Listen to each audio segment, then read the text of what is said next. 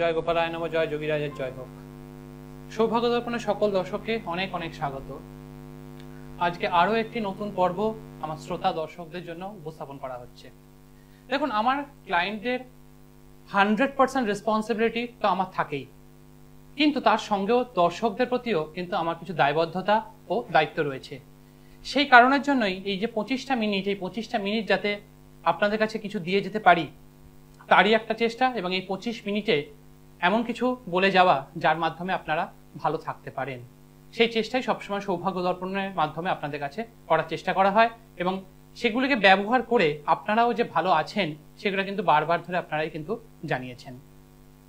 দেখুন, সৌভাগ্য দর্পণের সবসময় চেষ্টা থাকে তার দর্শকদেরকে যতটা পারা যায় তাদেরকে সাহায্য করা, এবং আপনারা যাতে জীবনে গোল অফ ডেস্টিনেশন, যেটা সৌভাগ্য দর্পণের কথা, সেই অনুযায়ী যাতে এগিয়ে যেতে পারেন সেই দিকে সবসময় একটা চেষ্টা কিন্তু সৌভাগ্য দর্পণে থাকে। আমি আমার গুরুদেব থেকে যা প্রাপ্ত হয়েছি, যা শিখেছি, সেগুলোকেই সহজ সরল ভাবে আপনাদের কাছে উপস্থাপন করি, এবং তার সঙ্গে সঙ্গে আমার যে এতদিনের যে অবজারভেশন, সেই অবজারভেশনগুলোকেই আপনাদের কাছে তুলে ধরার কিন্তু চেষ্টা করি। আমার গুরুদেব থেকে যা প্রাপ্ত হয়েছে বা যা শিখেছি, অর্থাৎ শাস্ত্র সম্বন্ধে তারা যে আমাকে যা জ্ঞান দিয়েছে তাকে পাথেয় করে, তাকে ব্যবহার করে, তারা জীবনে অ্যাপ্লাই করে কিভাবে ভালো থাকা যায় তার চেষ্টা কিন্তু আপনাদের কাছে থাকে, এবং আপনারাও সেগুলোকে ব্যবহার করে ভালো আছেন, সেটা আপনারাই জানিয়েছেন। দেখুন, প্রতিটা ক্ষেত্রেই আমাদেরকে সঠিকভাবে উন্মোচিত করে এগিয়ে যেতে হলে আমাদেরকে প্রপার স্টেপ অনুযায়ী ধরে ধরে আমাদেরকে কিন্তু এগিয়ে যেতে হয়, এবং আপনারা যেরকম ধরনের বিভিন্ন ধরনের সাবজেক্ট অনুযায়ী অনুষ্ঠানগুলিকে শুনতে চাইছেন সেই অনুযায়ী আমি উপস্থাপন করার চেষ্টা করছি বা করে থাকি। দেখুন, এই পরিপ্রেক্ষিতে আমার যারা দর্শকরা রয়েছে তাদেরকে একটা কথা বলে রাখি, যে আপনারা যারা প্রতিনিয়ত মেসেজ করছেন যে তারা যে যা সাবজেক্ট অনুযায়ী শুনতে চান, তাদের সবাইকে হয়তো সবসময় রিপ্লাই দেওয়া হয়ে ওঠে না, কিন্তু একটু ফলো রাখলে দেখতে পাবেন সকলের চাহিদা মতো, প্রত্যেকটি মেসেজের চাহিদা মতো কিন্তু তার কিন্তু সেই প্রোগ্রামগুলো কিন্তু আপনাদের কাছে উপস্থাপন করা হচ্ছে এবং আরও কিন্তু করা হবে। সুতরাং আপনারা যদি একটু ফলো রাখেন শেয়ালি সেটা বুঝতে পারবেন। দেখুন, সৌভাগ্য দর্পণের কাছে আপনাদের গুরুত্ব ছিল, ইম্পর্টেন্স ছিল, আছে, এবং আগামী দিনেও কিন্তু থাকবে। এবং আপনারা যে এতটা পরিমাণ সময় আমাকে দিচ্ছেন তার জন্য আমি আন্তরিকভাবে আপনাদেরকে জানাই ধন্যবাদ।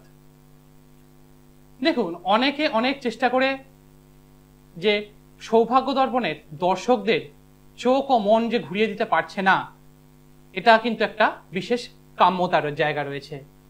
অনেকে অনেক চেষ্টা করছে, আরো অনেক চেষ্টা করুক, আরো সময় দিয়ে চেষ্টা করুক, এবং তার সঙ্গে সঙ্গে দেখবেন যে কাজের চেয়ে তাদের অকাজের পরিমাণ অনেক বেশি। অর্থাৎ কথায় দেখবেন যে নাই কাজ তো খই ভাজ। দেখুন, আপনার যদি সম্পূর্ণরূপে কাজে আপনি ব্যস্ত থাকেন, বিজি থাকেন, আপনি আপনার জীবনে যদি স্যাটিসফাইড থাকেন, কাজের ক্ষেত্রে যদি স্যাটিসফাইড থাকেন, তাহলে আপনি কি কখনো আপনার নিজস্ব কাজকে ছেড়ে অন্যের পাকা ধানে মই দেওয়ার চেষ্টা করবেন না? নিশ্চয়ই। দেখুন, ওপর আপনার ক্ষেত্রে এইরকম ঘটনা কখন ঘটবে, দেখে আপনার ওপরে আপনাকে দেখবেন সব ঠিক আছে দেখানোর চেষ্টা আপনার, এবং তার সঙ্গে সঙ্গে সবসময় যে একটা মেকি ভাব ধরে রাখার চেষ্টা কিন্তু থাকবে, কিন্তু ভিতরে ভিতরে সম্পূর্ণ হতাশায় একদম ভরে গিয়েছে। দেখুন, এর মাধ্যমে আসবে আপনার প্রতি সমালোচনা, আপনাকে নিয়ে বিভিন্ন ধরনের সমালোচনা, অন্যের লাইফে উঁকি দেওয়ার চেষ্টা, গোয়েন্দাগিরি করার চেষ্টা।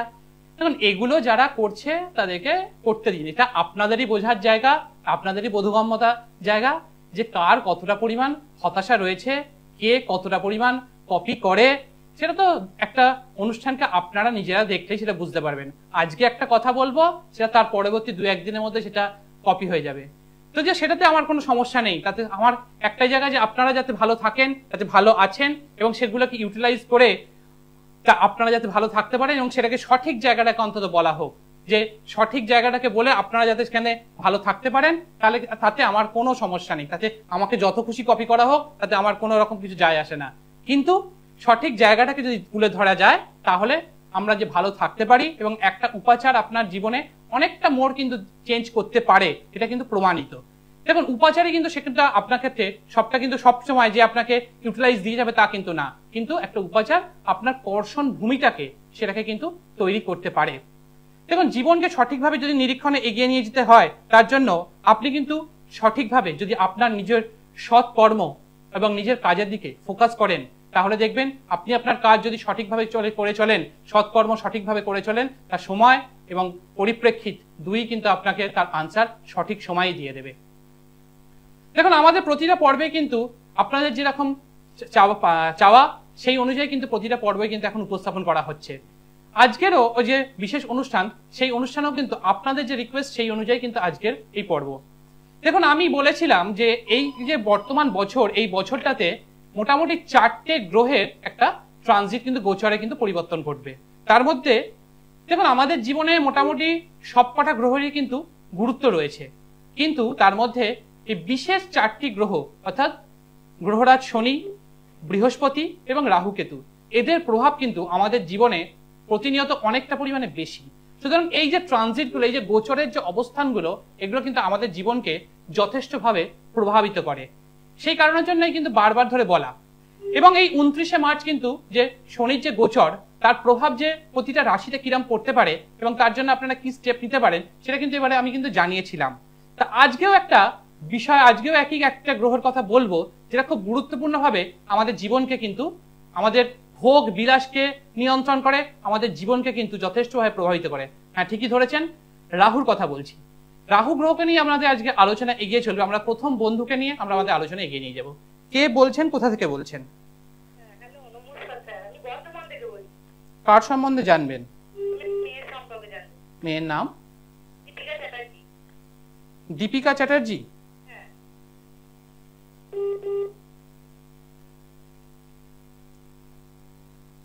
দীপিকা দেবীর জন্ম তারিখ 18/3/2004। জন্ম সময়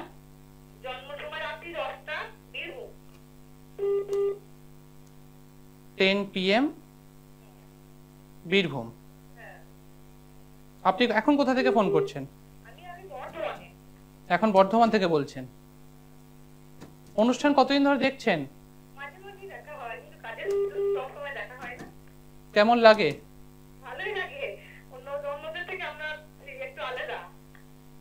এটা কি বলার জন্য বলছেন যে ফোন আজকে পেয়ে গেছেন বলে?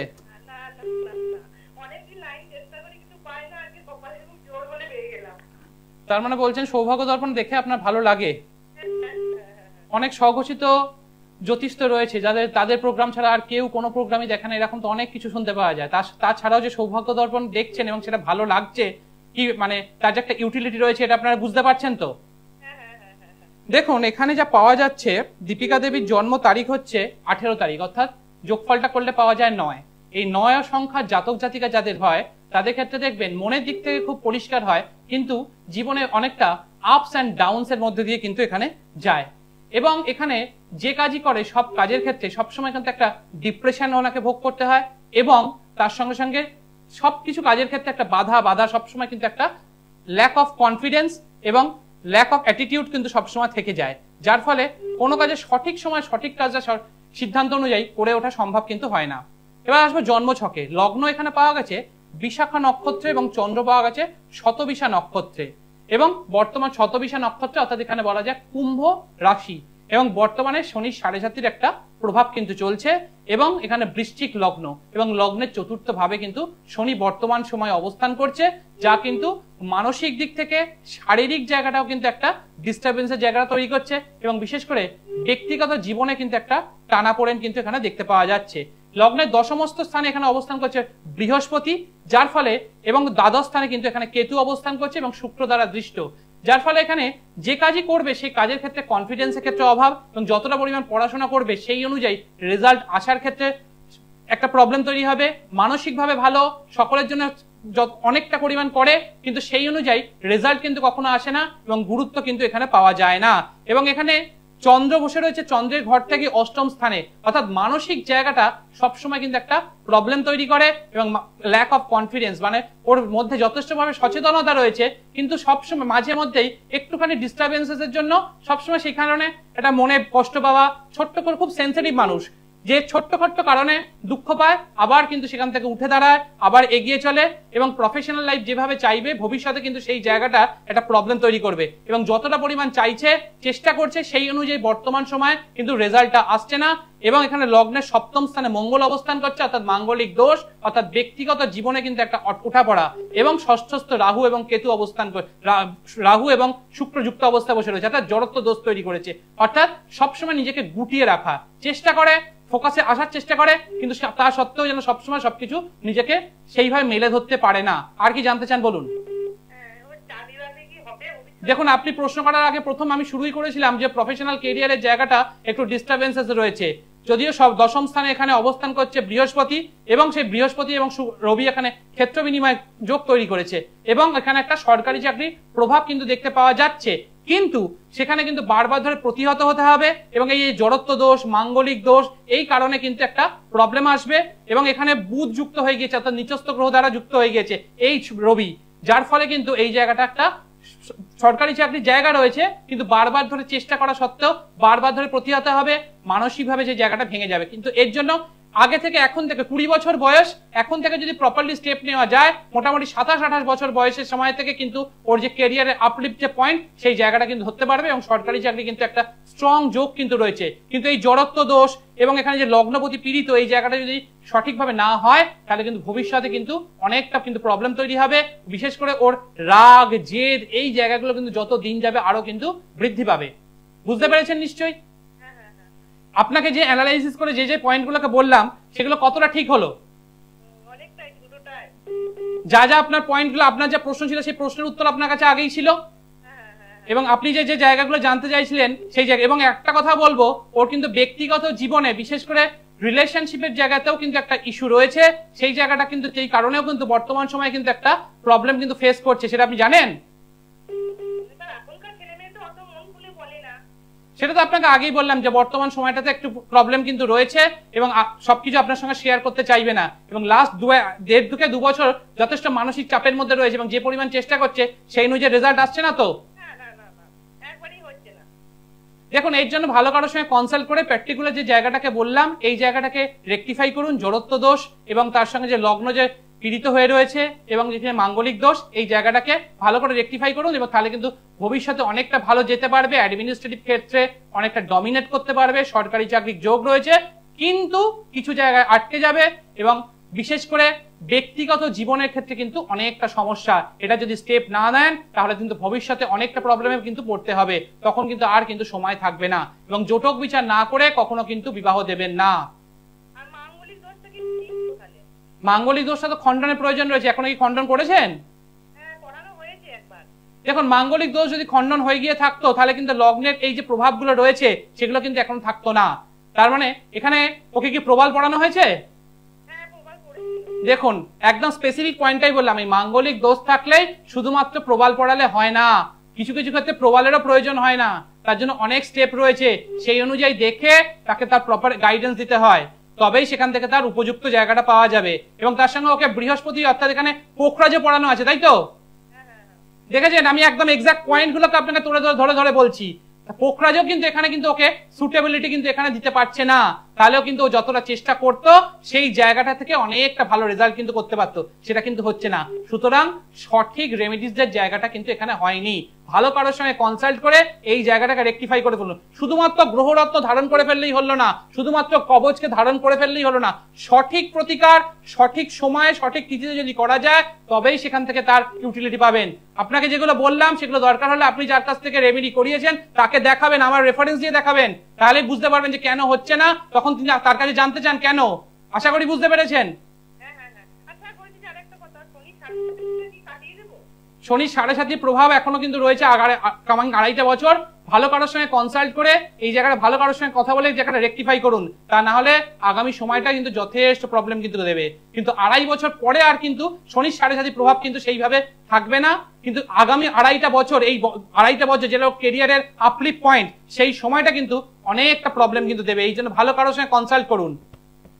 দেখুন, একটা জন্মছকের অ্যাকচুয়ালি তার এবিলিটি, তার স্টেবিলিটি কোন জায়গা থেকে আসতে পারে সেটাকে কিন্তু তার জন্মছকটাকে অ্যানালিসিস করলেই বুঝতে পারা যায়, এবং তার কোন জায়গা থেকে তাকে বের করে আনার দরকার আছে, কোন জায়গাটাকে তার সঠিক মেডিসিন দেওয়ার দরকার রয়েছে, সেটাকে কিন্তু একজন সঠিক প্রকৃত অ্যাস্ট্রোলজারই যার দীর্ঘদিন ধরে প্র্যাকটিস করে চলেছেন তারাই কিন্তু তাকে আপনাকে সঠিক পথে নিয়ে যেতে পারবেন। দেখুন, যে কোনো গ্রহরত্নকে পড়িয়ে ফেললে কিন্তু হয় না। মাঙ্গলিক দোষের জন্য শুধুমাত্র একটা প্রবাদ পড়িয়ে ফেললাম, আমার এখানে বৃহস্পতি একটু পীড়িত হয়ে রয়েছে বলে শুধুমাত্র একটা পোখরাজ পড়িয়ে ফেললাম, এটা কিন্তু আলটিমেট সলিউশন নয়। এটা কিন্তু জ্যোতিষ বলে না। জ্যোতিষ একটা 7,500 বছরের পুরনো সাবজেক্ট। তাকে সঠিকভাবে যদি ব্যবহার করা যায় জীবনে ওতপ্রোতভাবে, তাহলে দেখবেন জীবনে কিন্তু অনেকটা এগিয়ে যাওয়া যায়। তার জন্য সঠিক সময় সঠিক প্রতিকার হতে হবে, তবেই সেখান থেকে কিন্তু জীবনে এগিয়ে যেতে পারবে। দেখুন, আজকের আমার যে আলোচনা সেটা হচ্ছে রাহু গ্রহকে নিয়ে। দেখুন, রাহু কেতু এরা কিন্তু আমাদের জীবনকে যথেষ্টভাবে প্রভাবিত করে, এবং এই রাহু কেতুকে কিন্তু অ্যাকচুয়ালি এরা কিন্তু অ্যাকচুয়ালি কোনো গ্রহ নয়, এটাকে বলা হয় দুটো গাণিতিক বিন্দু। দেখুন, পৃথিবী সূর্যকে স্থির রেখে কিন্তু প্রদক্ষিণ করে চলে, এটাকে বলা হয় রবি মার্গ, আর পৃথিবীকে প্রদক্ষিণ করে চন্দ্র। এই যে অ্যাক্সিসটা, এই দুটো অ্যাক্সিস যখন এক জায়গায় যে পয়েন্টটাতে পাওয়া যায়, সেই পয়েন্টটাকে বলা হয়, সেই যে বিন্দুটা, সেই দুটো বিন্দুই হচ্ছে আমাদের জ্যোতিষশাস্ত্রে ধরা হয়েছে কিন্তু অবশ্যই যে রাহু এবং কেতু। নর্থ সাইডে যে পয়েন্টটা পাওয়া যায়, যে কাটিং পয়েন্টটা পাওয়া যায়, যেটাকে অ্যাক্সিস বলা হচ্ছে, সেই অ্যাক্সিসটাকে আমরা বলি রাহু, এবং দক্ষিণ দিকে যে অ্যাক্সিসটা পাওয়া যায় তাকে বলা হয় কেতু। এটা হচ্ছে দুটো গাণিতিক বিন্দু।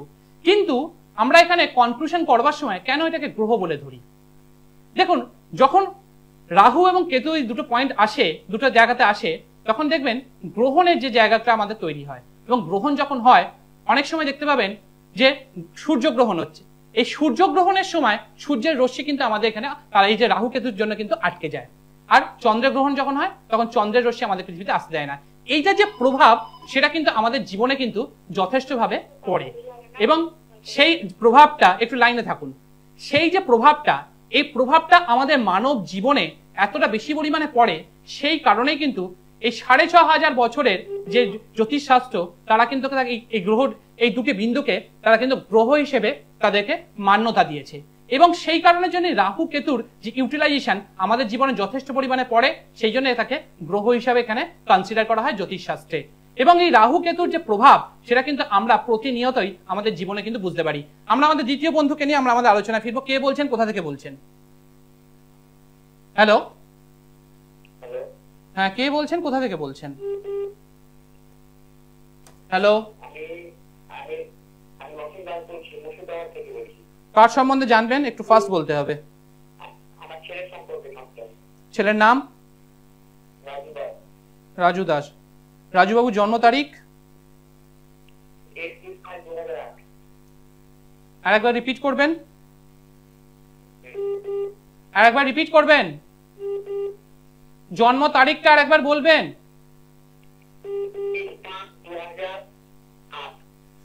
31st May 2008। Hello, 31st May 2008, তাই তো? জন্ম সময়? দুপুর 2টো। জন্মস্থান?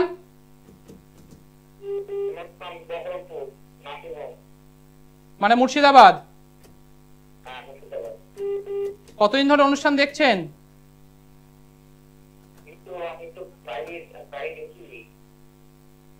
দেখুন, এখানে যা পাওয়া যাচ্ছে, জন্ম তারিখ হচ্ছে এখানে 3 আর 1 যোগ করলে 4 পাওয়া যায়, অর্থাৎ এখানে রাহুর সংখ্যা, যেটা নিয়ে আজকের আলোচনা চলছে।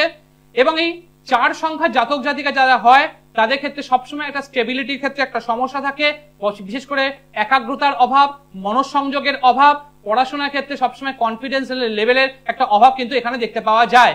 2008 সালে জন্ম, মোটামুটি বলা যায় যে 17 বছর বয়স, এবং লগ্নে ওখানে পাওয়া গেছে হস্তা নক্ষত্রে, এবং এখানে চন্দ্র পাওয়া গেছে রেবতী নক্ষত্রে, অর্থাৎ এখানে যে বর্তমানে মীন রাশি, অর্থাৎ এই মীন রাশির ক্ষেত্রে কিন্তু বর্তমান সময়টা খুব একটা ইউটিলিটি নেই, খুব একটা ভালো নয়, তার কারণ শনি 7.5 একটা প্রভাব কিন্তু এই সময়টা চলছে, এবং বর্তমান সময়টাতে কিন্তু সঠিকভাবে যতটা পরিমাণ চেষ্টা করবে, কামিং 2.5-3 বছর যে সময়টা, সেই সময়টাকে কিন্তু কোনোভাবেই সঠিক রেজাল্ট কিন্তু আসতে পারবে না। লগ্নের 4র্থ স্থানে এখানে বৃহস্পতি বসে রয়েছে, এবং এই চতুর্থ পতি এখানে বৃহস্পতি সক্ষেত্রস্থ হয়ে বসে রয়েছে, অর্থাৎ পড়াশোনার জায়গাটা ভালো রয়েছে, কিন্তু যতটা পরিমাণ পরিশ্রম করবে সেই জায়গাটার ক্ষেত্রে একটা সমস্যা, এবং যতটা পরিমাণ পরিশ্রম করবে সেই অনুযায়ী রেজাল্ট কিন্তু সবসময় আসে না। বিশেষ করে ম্যাথস ওরিয়েন্টেড এরিয়াটা থেকে বিশেষভাবে প্রবলেম, এবং মন খুলে কোনো কথা আপনাদের সঙ্গে সবকিছু কিন্তু বলতে পারা যায় না, এবং কিছু কিছু ক্ষেত্রে ও কিন্তু আনপ্রেডিক্টেবল। আর কি জানতে চান বলুন? হ্যালো, আর কি জানতে চান বলুন? জানতে চাইছি যে আমার ছেলে মাধ্যমিক পরীক্ষা দিয়েছে, হ্যাঁ, তো পড়াশোনা করে রেজাল্ট সেরকম না, এবং অন্যান্য অন্যান্য কিছু নেতা খেলাধুলায় নেতা আমার খেলাধুলা করতে চাইছে, হ্যাঁ, এসবগুলো চাইছে। দেখুন, এই বিষয়টাই আমি আমার অ্যানালিসিসে ভালো করে বললাম। যদি আপনি ভালো করে ফোনে যদি না শুনতে পেয়ে থাকেন, তাহলে আমি বলবো ফেসবুক বা ইউটিউবে গিয়ে ভালো করে শুনে নেবেন। এই স্পেসিফিক পয়েন্টগুলোই আমি বললাম, এবং কামিং যে 2.5 থেকে 3 বছর যত চেষ্টাই করুক না কেন সেই অনুযায়ী কিন্তু রেজাল্ট আসছে না এবং আসবে না, এবং এই জন্মছকের মাধ্যমিকের রেজাল্ট একটা স্ট্যান্ডার্ডাইজেশন আসবে, যতটা পরিমাণ এক্সপেক্ট করছে বা চেষ্টা করেছে সেই অনুযায়ী কিন্তু আসবে না। কিন্তু চতুর্থস্থ বৃহস্পতি এখানে সক্ষেত্রস্থ বসে রয়েছে, কিন্তু বর্তমান সময়টা ওকে ঠিক সাথ দিচ্ছে না, এবং কনফিডেন্সের অভাব, এবং যে কাজই করবে সেই কাজের ক্ষেত্রে একটা আটকানো, এবং মনোসংযোগ একাগ্রতার অভাব। এই কথা আমি আগেই বলেছি, আপনি বলার আগেই, জিজ্ঞেস করার আগেই এই স্পেসিফিক আনসারটাই কিন্তু আমি দিয়েছি। এবং এই জন্মছক কিন্তু কমার্স রিলেটেড পড়াশোনা করতে পারে, এছাড়া কিন্তু বায়োসায়েন্সেও কিন্তু যেতে পারে, কিন্তু আর্টস ওরিয়েন্টেশন হলে ভবিষ্যৎ জায়গাটা কিন্তু খুব একটা ইউটিলাইজেশন আসবে না। ভালো কারোর সঙ্গে কনসাল্ট করে এই যে স্পেসিফিক কিছু জায়গায় প্রবলেম বললাম এটাকে রেকটিফাই করিয়ে নিন, তাহলেই ভবিষ্যতে জায়গাটা ভালো হবে। তা না হলে কিন্তু ভবিষ্যতের রেজাল্টটা কিন্তু খুব একটা ভালো হবে না। এরপরে কামিং এইচএস আছে, তার পরবর্তী ক্ষেত্রে জীবনে এগিয়ে যাওয়ার অনেকটা জায়গা রয়েছে, কিন্তু সেটা ক্ষেত্রে সমস্যা হবে, এবং উচ্চশিক্ষা যোগ রয়েছে। বুঝতে পেরেছেন নিশ্চয়ই?